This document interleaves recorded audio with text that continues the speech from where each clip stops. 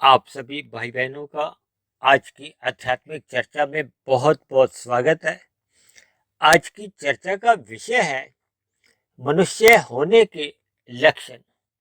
देखिए, हो सकता है आपको आज का वीडियो का जो एक चर्चा का विषय कुछ अजीब सा लग रहा होगा, क्योंकि हम सभी भाई बहन तो देखिए मनुष्य हैं। मैं भी मनुष्य हूँ।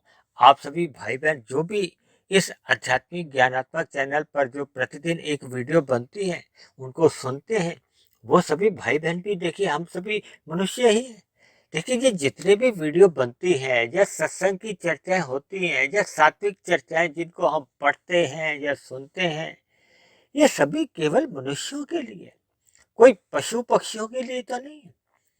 लेकिन कलयुग में एक मनुष्य का जो एक लक्ष्य होना चाहिए, देखिए परमात्मा प्राप्ति का होना चाहिए।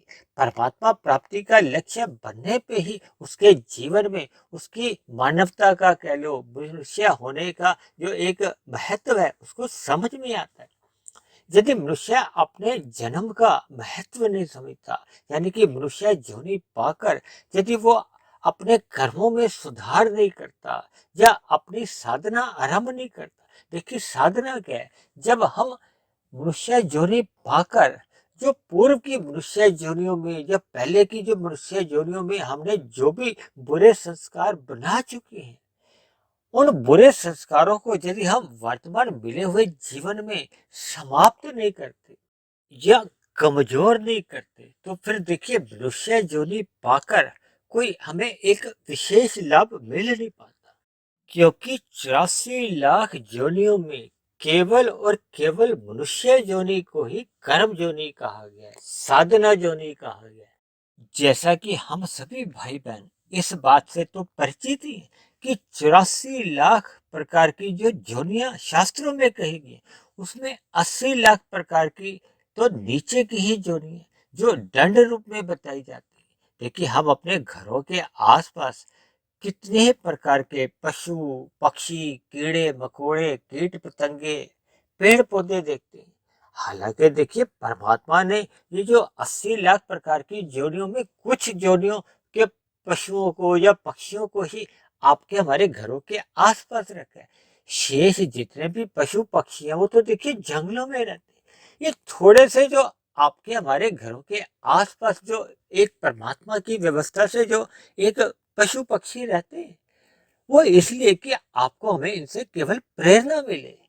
क्योंकि देखिए, ये जो 80 लाख प्रकार की जोड़ियों के जितने भी जीव हैं, ये भी कभी ना कभी किसी न किसी युग में, भले ही लाखों वर्ष, करोड़ों वर्ष, अरबों वर्ष पूर्व, ये भी मनुष्य जोनि में ही थे। जैसे आज आप और हम मनुष्य जोनि में।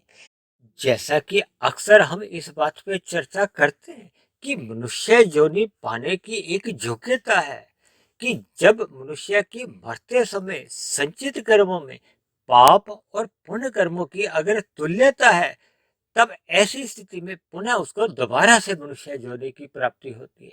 और यदि ये संतुलन बिगड़ जाता है, यानी कि ये अनुपात यदि बिगड़ जाता है, बिगड़ना क्या है? यदि पाप कर्म देखिए 70% हो गए हैं, पुण्य कर्म 30% रह गए, तब ऐसी स्थिति बनने पे फिर नीचे की जोनियों में ना चाहते हुए भी फिर मनुष्य की अधोगति होती है।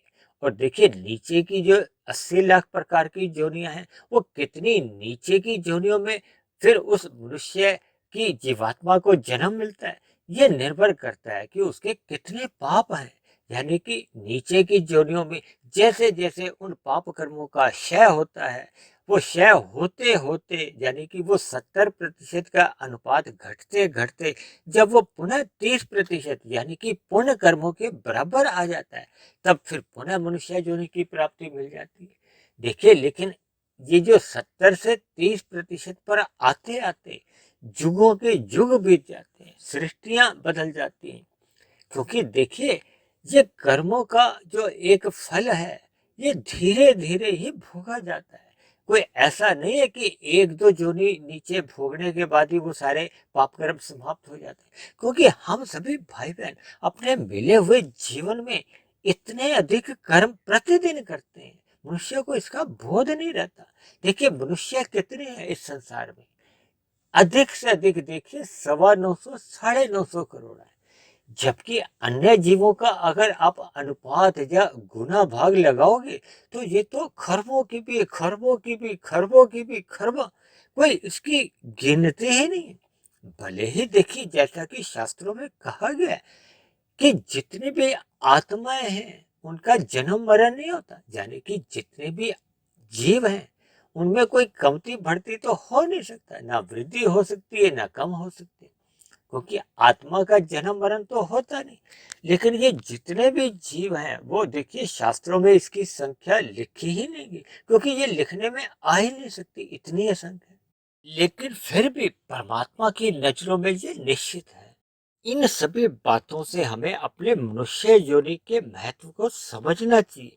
यानी कि हमें अपने मिले हुए जीवन में जो भी पुरुषार्थ है, देखिए 4 प्रकार के पुरुषार्थ बताए गए: धर्म, अर्थ, काम और मोक्ष। इनका भी देखिए एक क्रम है। पहले कहा गया धर्म, फिर कहा गया है अर्थ और काम, और अंत में मोक्ष को रखा गया।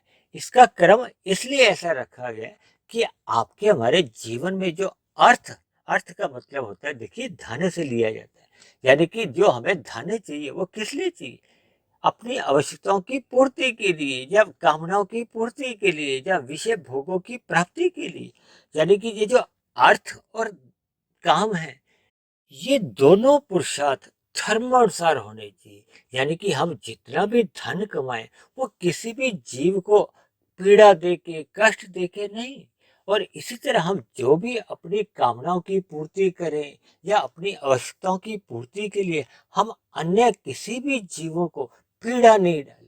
ये दूसरे आसान शब्दों में आप यूं भी कह सकते हो कि शास्त्रों में जो विधि विधान और निषेध कहा गया है, यानी कि हमें अपनी आवश्यकताओं की पूर्ति के लिए या धन कमाने के लिए धर्मानुसार अपना आचरण रखना होगा। अपना व्यवहार जो शास्त्रों में विधि विधान कहे गए हैं उनके अनुसार ही हमें अपनी आवश्यकताओं की पूर्ति करनी होगी।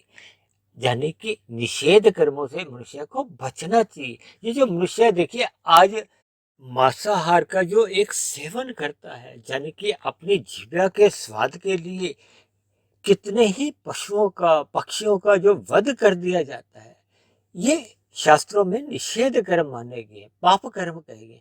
मनुष्य को इन सभी पाप कर्मों से बचना चाहिए। इसीलिए देखिए ये अर्थ और काम से पूर्व धर्म को प्रथम स्थान दिया गया है। देखिए जब मनुष्य के जीवन में ये जो अर्थ और काम धर्मानुसार होते हैं तो फिर उसका जो एक अंतिम लक्ष्य क्या है?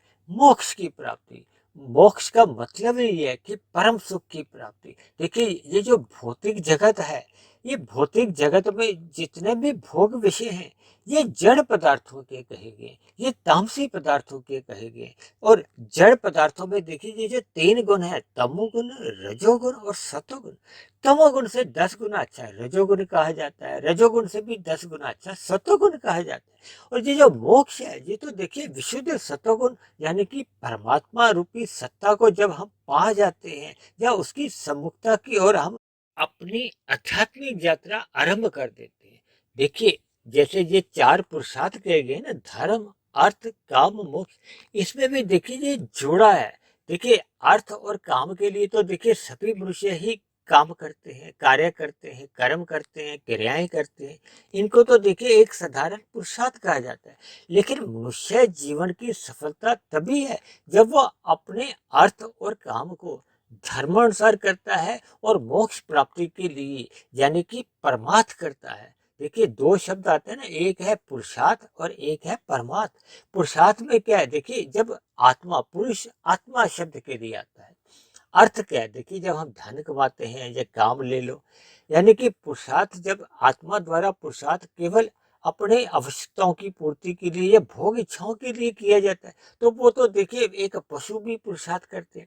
एक पशु भी देखिए अपने दिन भर अपने भोजन की तलाश में इधर उधर सुबह से शाम तक घूमते हैं। पक्षी भी भोजन की तलाश में ही इधर उधर घूमते हैं। लेकिन उन सभी के जीवन में देखिए परमार्थ संभव नहीं है, क्योंकि उन सभी जोनियों को भोग जोनियां कहा गया। देखिए मनुष्य से ऊपर की भी जो जोनी है वो भी भले ही देखिए वो तो एक पुरस्कार रूप में है, यानी कि ऊपर की योनियों में पुण्य कर्मों का क्षय होता है। लेकिन वहां भी देखिए सत्संग करने का कोई विधान नहीं है। यानी परमार्थ करने का जो एक मात्र अवसर है वो केवल मनुष्य योनि में ही मिलता है। देखिए परमार्थ का क्या मतलब है? परम शब्द देखिए परमात्मा से जुड़ा हुआ है। देखिए हम आत्मा एक साधारण आत्मा मानी जाती है ना, परमात्मा के साथ क्या है? परम आत्मा। परमात्मा का जब आप संधि विच्छेद करते हो तो उसमें क्या दो शब्द आते हैं? परम आत्मा। इसी तरह देखिए परमार्थ में आप संधि विच्छेद करोगे तो परम अर्थ, यानी कि एक परम उद्देश्य के लिए, यानी कि आपके हमारे जीवन के जो कर्मों का या साधना का जो एक लक्ष्य होना चाहिए वो परमात्मा प्राप्ति का होना चाहिए। ये दूसरे आसान शब्दों में आप यूं भी समझ सकते हो कि मनुष्य योनि पाकर हम सभी भाई बहनों का, यानी कि सभी मनुष्यों का लक्ष्य परमात्मा प्राप्ति का बनना चाहिए। अन्यथा देखिए पशु पक्षियों में और मनुष्य में कोई भेद ही नहीं रहता। देखिए शास्त्रों में एक शब्द आता है पशु वृत्ति। पशु वृत्तियां क्या बताई गई हैं? आहार, मैथुन, निद्रा और भय। देखिए शास्त्रों में कहीं भी मेरे पर्दे में ये पक्षी वृत्ति या मनुष्य वृत्ति नहीं है, केवल पशु वृत्ति का एक शब्द आता है। यानी कि ये जो पशु वृत्तियां हैं, यदि मनुष्य भी इन चार विषय भोगों में ही लिप्त रहता है, यानी कि वो अपना मिला हुआ जीवन आहार, मैथुन, निद्रा और भय में ही गुजार देता है, तो फिर उसका मनुष्य जीवन पाकर जो एक परम लक्ष्य होना चाहिए था, क्योंकि मनुष्य जीवन पाकर आपके हमारे पास एक अवसर है परमात्मा को जानने का, परमात्मा से जुड़ने का और परमात्मा को पाने का। और ये तभी संभव हो पाता है जब मनुष्य इन पशु वृत्तियों से ऊपर उठता हुआ उसमें एक मानवता जागती है, उसमें मनुष्य जीवन के महत्व का उसको बोध होने लगता है। और जब मनुष्य फिर सत्वगुण की ओर, यानी कि सत्संग करता है, अपने जीवन में रजोगुण मर्यादा में रखता है। मर्यादा का अभिप्राय होता है कि हम अपने मिले हुए स्थूल शरीर की आवश्यकताओं की पूर्ति के लिए ही केवल पुरुषार्थ करें, शेष अपना मिला हुआ जीवन परमात्मा प्राप्ति की ओर लगाएं। देखिए सर्वप्रथम मनुष्य का लक्ष्य क्या होना चाहिए कि उसको पाप कर्मों से बचना चाहिए। आरंभ में उसको देखिए पुण्य कर्मों में लगाया जाता है, क्योंकि पाप कर्मों से पुण्य कर्म अच्छे माने जाते हैं। तभी तो देखिए शास्त्रों में कर्म कांड बनाए गए। भले ही आरंभ में देखिए कर्म कांड भय से किए जाते हैं, लोभ से किए जाते हैं। इससे क्या कि मनुष्य का रजोगुण से एक सतोगुण की ओर जाने का एक झुकाव बनता है, एक रास्ता खुलता है। क्योंकि रजोगुणी मनुष्य की बुद्धि अल्प होती है, धुंधली बुद्धि होती है। जब मैं तो यहाँ तक भी कहूंगा, क्योंकि जब मनुष्य रजोगुण में रहता हुआ संसारी विषय भोगों की ओर आकर्षित होता है तो उसकी बुद्धि बच्चे समान ही होते हैं। देखिए जैसे बच्चों को हम सुधारने के लिए कभी कभी भय दिखाते हैं, कभी कभी उनको लोभ भी देते हैं। देखिए बच्चे को जब आरंभ में हमने प्ले स्कूल भेजना होता है, जब प्राइमरी कक्षा में भेजना होता है तो उसको कुछ लोभ दिखाया जाता है। फिर जैसे जैसे उसका पढ़ाई में मन लगे, इसी तरह देखिए शास्त्रों में भी विभिन्न बातें कुछ लोभवश कुछ भयवश बताई गई हैं, ताकि मनुष्य रजोगुण में एक गहरे तल पे उतर नहीं जाए। क्योंकि जब जब मनुष्य रजोगुणी विषय भोगों में गहरे तल पे उतर जाता है तो फिर वो तमोगुण में गिर जाता है। तमोगुण में गिरने पे फिर बढ़ने के बाद उसकी फिर अधोगति होती है। इसलिए मनुष्य जीवन पाकर हमें भय से या लोभ से ये कर्म कांड करने चाहिए, ताकि हमारा सतोगुण में आना जाना आरंभ हो। क्योंकि सतोगुण की दिशा पकड़ने पे ही ये जो विशुद्ध सतोगुण यानी कि परमात्मा से जुड़ने की हमारी एक संभावना बनती है। अन्यथा मनुष्य रजोगुण में ही पड़ा रहता है। शास्त्रों में कहा गया ना कि तमोगुण से 10 गुना अच्छा रजोगुण है, रजोगुण से भी 10 गुना अच्छा सतोगुण है। इसीलिए मैंने विशुद्ध सतोगुण को सतोगुण से भी 10 गुना अच्छा कहा। और इन्हीं सभी बातों को मैंने देखिए तमोगुण को 1 अंक, रजोगुण को 10 अंक, सतोगुण को 100 अंक और परमात्मा को 1000 अंकों से भी परिभाषित किया, ताकि हमें ये जो अंकों की जो एक गणित है ये हमें समझ में आ जाए कि मनुष्य का लाभ किस में है। देखिए एक एक के सिक्के यदि हम जीवन में इकट्ठे करते हैं या 10-10 के नोट भी इकट्ठे करते हैं या सिक्के इकट्ठे करते हैं तो आपका हमारा क्या लाभ है? हमें देखिए 100 के नोट इकट्ठे करने चाहिए, 1000 के नोट, यानी कि 2-2 हजार के नोट इकट्ठे करने चाहिए, यानी कि हमें परमात्मा से जुड़ना चाहिए। देखिए, मेरा नोटों से समझाने का अभिप्राय केवल इतना ही है कि अंकों के आधार पर भी मनुष्य को अपना लाभ देखना चाहिए। लाभ किसमें है? उसका रजोगुण में और तमोगुण में गिरने पे कोई लाभ नहीं है। देखिए, रजोगुण में रहने पे उसकी अधोगति होने की संभावना मजबूत होती जाती है। इस बात को जब तक आप स्वीकार हृदय से नहीं करोगे, तब तक आपके जीवन में एक सतोगुण का आकर्षण नहीं होता। देखिए, मनुष्य अपने जीवन में सत्संग करता है, सतोगुणी साहित्य भी पढ़ता है, ये मेरी बनी हुई ऐसी वीडियो भी सुनते हैं, लेकिन इन पर फिर वो चिंतन नहीं करते। देखिए, श्रवण के बाद हमें मनन करना चाहिए, चिंतन करना चाहिए, ताकि आपके हमारे कार्य शरीर में सात्विक संस्कार उत्पन्न हो। यदि हम देखिए सत्संग हल्के में सुनते हैं, या सत्संग को बहुत ही हम मजाक में भी ले लेते हैं कि चलो आज आधा घंटा सत्संग कर लो, चलो ये एक वीडियो सुन लो। देखिए, इन सभी बातें से एक अच्छा प्रभाव पड़ता है, लेकिन इनका प्रभाव फिर स्थायी रूप से पड़ नहीं पाता। स्थायी रूप से क्या है? देखिए, जब तक आपके हमारे कार्य शरीर में एक स्थायी रूप से संस्कार नहीं बनता, संस्कार बनने पे ही आपके हमारे फिर स्वभाव में वो शुभ संस्कार आते हैं, फिर हमारे विचार शुभ होने लगते हैं। देखिए, संस्कारों से ही मन में हमारे फुरने उठते हैं, विचार आते हैं, और विचार जैसे जैसे होते हैं, फिर वैसे वैसे आपके हमारे स्थूल शरीर द्वारा क्रियाएं होती हैं, कर्म होते हैं, और वैसा ही आपका हमारा कर्माशय बनता है। देखिए, ये जो स्थूल शरीर, सूक्ष्म शरीर और कारण शरीर का जो आपसी जो संबंध है, जो कि अक्सर हम अपनी प्रतिदिन की वीडियो में करते रहते हैं, इसको हमें समझना होगा। मनुष्य जीवन पाकर हमें केवल पशु वृत्तियों में ही लिप्त रहकर अपना जीवन नहीं गंवाना चाहिए, क्योंकि देखिए, एक पशु भी आहार, मैथुन, निद्रा और भय में ही जीता है। यदि मनुष्य में भी ये पशु वृत्तियां में रहते हुए ही जीवन बीतता जाता है, तो मनुष्य जीवन पाकर फिर जो उसकी कोई आध्यात्मिक उन्नति आरंभ ही नहीं होती। देखिए, आहार में क्या था? हम ये जितने भी विषय भोगों के भोजन लेते हैं, मैथुन क्रिया से भी आप सभी भाई बहन अच्छी तरह परिचित हैं। और देखिए, ये जो निंद्रा है, ये हम सभी भाई बहन रात को सोते हैं, कोई दिन में भी थोड़ा बहुत सो जाता है। और इसी तरह भय, देखिए, हम सदा ही भयभीत रहते हैं। देखिए, चाहे कोई बड़े से बड़ा उद्योगपति हो, बड़े से बड़ा राजनेता हो, फिल्मी सितारा हो, सुपरस्टार भी हो, बड़े से बड़ा खिलाड़ी भी हो, सभी मनुष्य अपने मिले हुए जीवन में भयभीत रहते हैं। देखिए, आज बड़े बड़े मंत्रियों के साथ जो सुरक्षा बल साथ में चलते हैं, तो उनको अपने जीवन का भय होता है। देखिए, इस बात को कोई अन्य अर्थों में नहीं, देखिए, मैं केवल एक पशु वृत्तियों का जो एक भय शब्द की एक परिभाषा बता रहा हूँ। देखिए, आतंकवादी भी, जिसके हाथ में देखिए बंदूक होती है, वो भी भयभीत रहते, वो किसी अन्य से भयभीत रहते। यानी कि भय शब्द हम सब भाई बहनों के जीवन में बना रहता है। एक साधारण मनुष्य भी देखिए धन कमाता है, फिर उस धन को संभालता है, इधर उधर कहीं निवेश भी करता है। किस लिए? वो चाहता है कि मुझे सुख सदा मिलते रहे, यानी कि मेरे मिले हुए सुख छीने नहीं जाए। यानी विभिन्न स्थितियों में आप एक भय की स्थिति को आप समझ सकते हैं। लेकिन मनुष्य को देखिए भय किससे होना चाहिए? कि ये जो पाप कर्मों से भय लगना चाहिए, ताकि वो अपने मिले हुए जीवन में अपने सही दिशा में कर्म करे, अपने कर्मों में सुधार आए। और मनुष्य जीवन में देखिए दुखों से हमें भय लगना चाहिए, क्योंकि आत्मा तो सदा ही देखिए आनंद चाहती है, और आनंद इस भौतिक प्रकृति में है ही नहीं। शास्त्रों के अध्ययन से ही आपको हमें ये बोध होता है कि परमात्मा रूपी जो सत्ता है, उसी को ही सच्चिदानंद कहा जाता है। आत्मा को देखिए सच्चिदानंद नहीं कहा जाता। आत्मा के लिए सत्य और चित आता है, यानी कि आत्मा ज्ञानवान है, नित्य है। जबकि ये जो प्रकृति के जो 3 गुण है, तमोगुण, रजोगुण और सतोगुण, इन 3 गुणों को नित्य भले ही कहा जाता है, लेकिन ये जड़ है।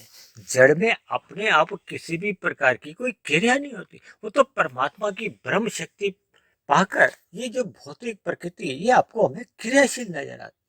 देखिए, हमारा कहने का उद्देश्य यही है कि हम सभी भाई बहनों को अपने मिले हुए जीवन में रजोगुण मर्यादा में रखना चाहिए, और तमोगुण के मल रूपी संग से बचना चाहिए, यानी कि पाप कर्मों से बचना चाहिए। और सत्वगुण का अधिक से अधिक संग करना चाहिए, यानी कि जीवन में सत्संग को अधिक से अधिक महत्व देना चाहिए, ताकि आपके हमारे जीवन में राशि संस्कार धीरे धीरे क्रमशः समाप्त होते जाए, यानी कि एक मर्यादा में रहे, केवल आपके हमारे स्थूल शरीर की आवश्यकताओं की पूर्ति होती रहे और मिला हुआ जीवन एक सही दिशा में, यानी कि सात्विक दिशा की ओर, यानी कि सतो गुण की ओर सहज ही वो अपनी एक गति पकड़ ले, ताकि सतोगुण की स्थिति हमारी मजबूत होती है। ये सतोगुण की स्थिति तभी मजबूत हो पाती है जब हम दिन का जो एक रजोगुण आपके हमारे जीवन में आता है उसको हम मर्यादा में संग करें, और रात का जो तमोगुण होता है वो घोर तमोगुण का हम जो मल रूपी संग है उससे हम बचें, और सुबह का जो एक ब्रह्म मुहूर्त आता है यानी कि हमें शुद्ध सतोगुण का यानी कि ब्रह्म मुहूर्त का संग अवश्य ही करना चाहिए, ताकि आपके हमारे जीवन में सात्विक संस्कार बनते जाए। सात्विक संस्कार बनने से जो पहले के हमारे आपके कार्य शरीर में बुरे संस्कार बने होते हैं वो क्रमशः समाप्त होने लगते हैं।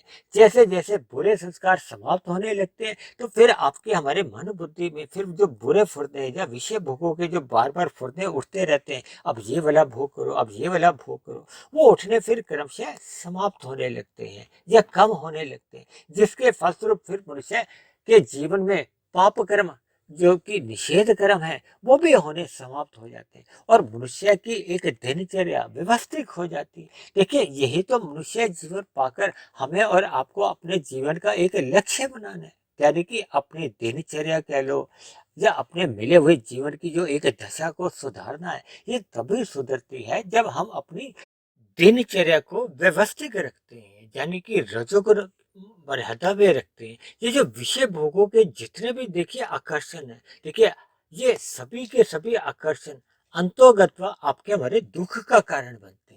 देखिए आज समाज में लोग बीड़ी सिगरेट तंबाकू गुटखा खाते हुए पीते हुए नजर आ रहे हैं, शराब का सेवन बढ़ता जा रहा है, मांसाहार का सेवन बढ़ता जा रहा है।